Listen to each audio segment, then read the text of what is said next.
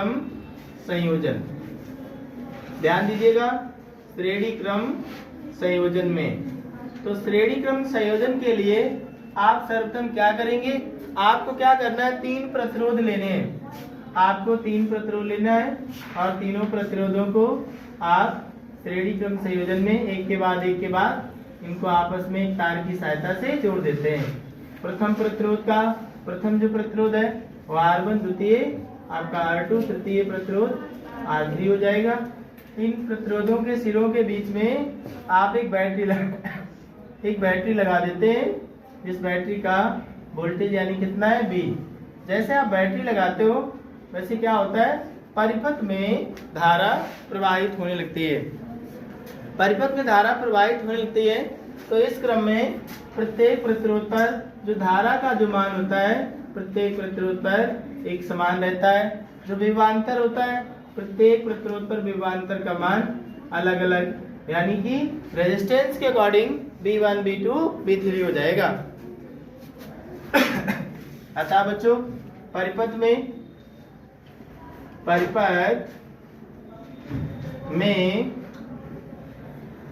प्रवाहित कुल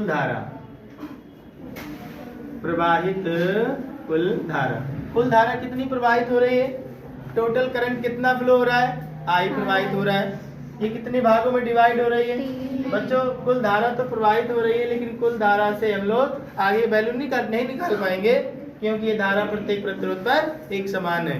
परिपथ में लगा कुल विभवांतर से हल करेंगे। परिपथ में कुल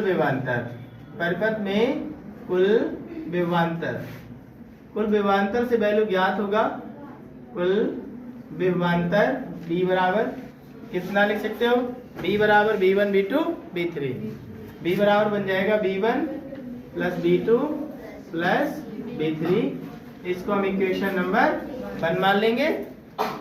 संपूर्ण परिपथ के लिए विभवांतर कितना है, B है, धारा कितनी I है, कुल प्रतिरोध कितना मान लेंगे, कैपिटल R। तो ओम के नियम से हम लोग क्या करेंगे, ओम के नियम से संपूर्ण परिपथ के लिए ओम के नियम से